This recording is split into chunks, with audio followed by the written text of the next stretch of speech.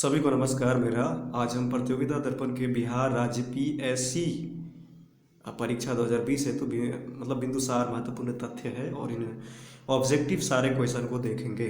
तो पहला क्वेश्चन हम लोग देख रहे हैं कि पहला क्वेश्चन है कि प्राचीन भारत का इतिहास से है। पहला क्वेश्चन कि हरियाणा के किस स्थान से, देखिए क्या है, हरियाणा एक राज्य है, हरियाणा राज्य के किस स्थान से हड़प्पा कालीन मिट्टी से बना हुआ हल मिला है। तो वो हल का नाम हिसार जिले, ये हिसार एक जिला है, जिले में बनवाली से है। वहाँ से जो है कि हल मिट्टी से बना हल का मतलब जो है साक्ष्य मिला है। नेक्स्ट क्वेश्चन हम लोग के सामने है कि ताम्रपाषाण युग में औजारों के निर्माण के लिए किस सामग्री का उपयोग होता था। देखिए क्या कह रहा है कि ताम्रपाषाण युग में, किस युग में, तो ताम्रपाषाण युग में जो है कि औजार के निर्माण के लिए किस सामग्री मतलब किस चीज़ों का जो कि प्रयोग किया जाता था, उपयोग किया जाता था, तो तांबा और पत्थर का। नेक्स्ट क्वेश्चन है कि हड़प्पा तीसरा नंबर क्वेश्चन हम लोग देख रहे हैं ये वाला। हड़प्पा अथवा सिंधु घाटी सभ्यता की मोहरें बनी होती थी सेल खड़ी नामक एक पत्थर से, ये जो है कि हुआ करता था। तो नेक्स्ट क्वेश्चन देखते हैं कि हड़प्पा सभ्यता का सबसे अनूठा एवं सबसे प्रसिद्ध पुरास्थल कौन है। तो मोहनजोदड़ो का अर्थ होता है सिंधी भाषा में मृतकों का टीला।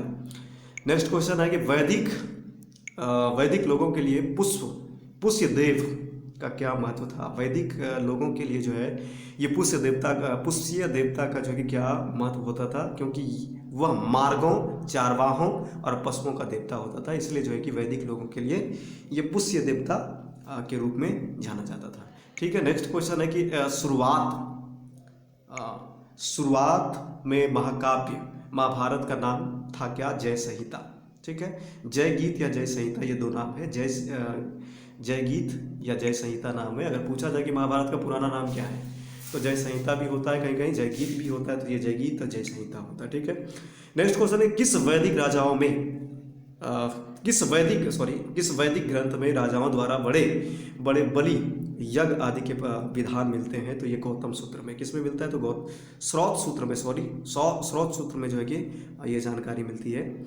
अगला क्वेश्चन है कि वह पहला ग्रंथ कौन सा था जिसका 1776 में अनुवाद करके अंग्रेजों ने उसे भारतीय विधि संहिता कोड का आधार बनाया है। तो ये मनुस्मृति। वह क्या कह रहा है कि वह पहला ग्रंथ कौन सा था जिसका 1776 ईस्वी में अनुवाद करके अंग्रेजों ने उसे भारतीय विधि संहिता कोड का आधार बनाया, तो मनुस्मृति।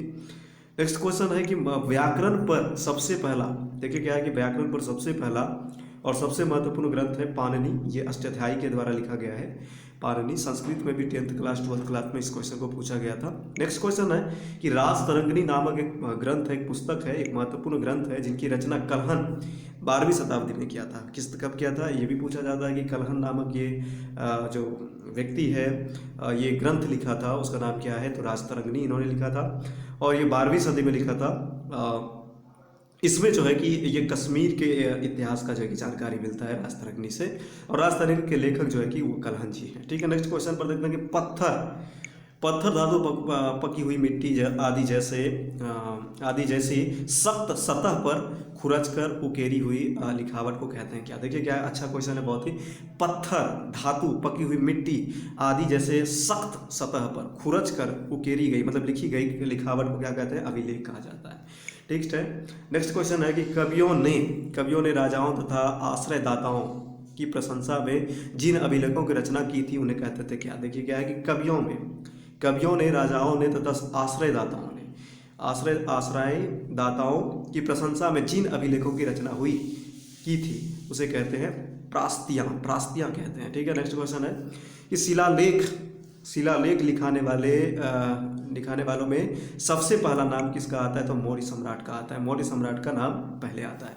शिलालेख लिखावट वाले में सबसे पहला नाम किस सम्राट का है, मौर्य सम्राट का। नेक्स्ट क्वेश्चन, भारत में सबसे पहले पाए जाने वाला सिक्के में कुछ प्रतीक बने होते हैं और इन्हें कहा जाता है आहत पंचमार्क। इसको सिक्के आहत मतलब सिक्के आहत पंचमार्क कहा जाता है। ये रहा। नेक्स्ट क्वेश्चन पर चलते हैं कि आगे वाला क्वेश्चन पर हम लोग देख लेते हैं, आधा सारा क्वेश्चन को देखेंगे। अगला क्वेश्चन कि ईसा ईसा की पहली सदी के लगभग सर्वप्रथम स्वर्ण मुद्राएं कितने जारी की, तो कुषाणों ने। किसने जारी की है? ईसा की पहली सदी में लगभग सर्वप्रथम जो है स्वर्ण मुद्राएं मतलब सोने का मुद्राएं जो कि सबसे पहले किसने जारी किया? कुषाणों ने। मध्य पाषाण युग के औजारों को किस नाम से पुकारा जाता है? देखिए क्या है, मध्य पाषाण युग के मतलब किस युग में? मध्य पाषाण युग की बात हो रही है। औजारों को किस नाम से पुकारा जाता है? तो सूक्ष्म पाषाण से। ये पत्थर के सूक्ष्म औजार होते थे। नेक्स्ट क्वेश्चन देखते हैं हम लोग। नेक्स्ट क्वेश्चन है कि नवपाषाण, नवपाषाण शब्द की रचना किसने की? तो नवपाषाण देखिए किसकी, कौन पाषाण की? नवपाषाण। नवपाषाण की रचना किसने? जॉन लुबाक।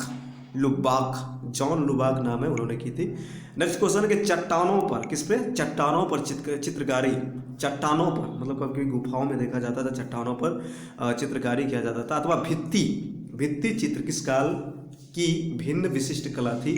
तो यह मध्य पाषाण काल की। किस काल की थी? मध्य पाषाण काल की। नेक्स्ट क्वेश्चन पर चलते हैं कि दक्षिण भारत में, देखिए किस भारत में? दक्षिण भारत में।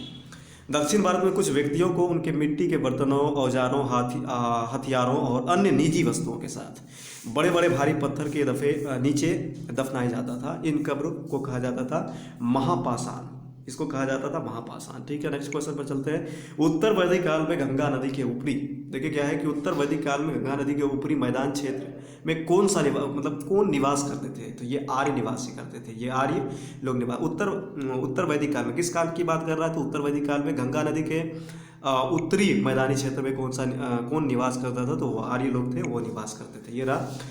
किस प्रदेश में प्रागैतिहासिक काल से तालाबों द्वारा सिंचाई लोकप्रिय है? तो ये देखिए बहुत ही अच्छा। किस प्रदेश में, भारत के किस राज्य में, किस प्रदेश में प्रागैतिहासिक काल, किस काल प्रागैतिहासिक काल तालाबों द्वारा सिंचाई लोकप्रिय है मतलब सबसे ज़्यादा प्रचलित है? तो ये तमिलनाडु राज्य में, तमिलनाडु है। नेक्स्ट क्वेश्चन है कि ईसा की पाँचवीं शताब्दी, देखिए ईसा की 5वीं शताब्दी की बात हो रही है। भारत में आए किसी विदेशी यात्री मतलब किस विदेशी यात्री ने गुप्तकालीन भारत की स्थितियां का वर्णन किया? वो फाहियान व्यक्ति थे, उसका नाम था फाहियान। अगला कि मोहनजोदड़ो की खोज किसने की थी? तो मतलब श्री R.D. बनर्जी इन्होंने जो की है। ये पूछा जाता है एग्जाम में, कभी कभी पूछा जाता है कि मोहनजोदड़ो का अर्थ हम पीछे बता दिया कि मोहनजोदड़ो का अर्थ है मृतकों का टीला। नेक्स्ट है कि हड़प्पा किस नदी के किनारे पर स्थित है? ये क्वेश्चन भी पूछा गया था एग्जाम में। ये हड़प्पा किस नदी के? तो रावी के नदी के किनारे जो कि ये है। नेक्स्ट है कि हड़प्पा के नगरों में किले का निर्माण सामान्यतः किस दिशा में होता था? तो ये था पश्चिमी दिशा में। किस दिशा में? तो पश्चिमी दिशा में था। ये पश्चिमी हड़प्पा नगरों, देखिए फिर से हड़प्पा के नगरों के किले का निर्माण, हड़प्पा जो सभ्यता है वहाँ के नगरों में जो किला का निर्माण होता था सामान्यतः किस दिशा में? मतलब पश्चिम की तरफ या पूर्व की तरफ? तो यह पश्चिम की तरफ होगा। ठीक है।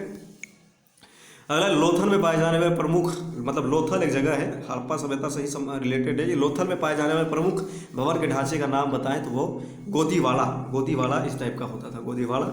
नेक्स्ट है खेतीबाड़ी के अतिरिक्त हड़प्पा के लोगों में कौन सी आर्थिक गतिविधियां का प्रचलन था? तो ये खेतीबाड़ी के अलावा पशु चराना मतलब ये था। किस हड़प्पाकालीन स्थान से कहा जा रहा है किस हड़प्पाकालीन स्थान से जो है कांसे की नर्तकी की मूर्ति मिली है? तो ये मोहनजोदड़ो से मिली है। कहाँ से मिली है? मोहनजोदड़ो से। ठीक। नेक्स्ट क्वेश्चन है कि हड़प्पा के लोगों के लिए तांबा प्राप्त करने का प्रमुख स्रोत कौन सा स्थान है? मतलब देखिए कि ये राजस्थान का खेतरी वाले जगह से जो कि हड़प्पा वासी जो है वो तांबा निकालने का काम करते थे। प्रमुख स्रोत था तांबा प्राप्त करने का, तो ये था राजस्थान के खेतरी में। ठीक है, नेक्स्ट क्वेश्चन पर चलते हैं। हड़प्पा काल के लोग किस सामग्री से बने कपड़े पहनते थे? तो सूत मतलब कपास ऊन के जो है कि बने होते थे, इन वस्त्रों का प्रयोग करते थे। नेक्स्ट क्वेश्चन पर चलते हैं, देखते हैं कि नेक्स्ट क्वेश्चन क्या है हम लोगों के सामने। नेक्स्ट क्वेश्चन है किस हड़प्पाकालीन स्थान से प्रसिद्ध पशुपति मुद्रा मिलती है? तो मोहनजोदड़ो से। देखिए क्या है कि किस हड़प्पाकालीन स्थान से, मतलब एक हड़प्पाकालीन स्थान है, उस हड़प्पाकालीन स्थान का नाम बताना है कि वहाँ से पशुपति मुद्रा मिली है, मतलब मुद्रा का रुपया मिला है, उस पर अंकन मिला पशुपति का। ठीक है, नेक्स्ट क्वेश्चन देखते हैं हड़प्पाकालीन मुद्राओं पर हड़प्पाकालीन मुद्राओं पर प्राय कौन से वृक्ष का आकृति पाई जाती है? तो पीपल वृक्ष का। किस वृक्ष का? पीपल वृक्ष का पाया जाता है।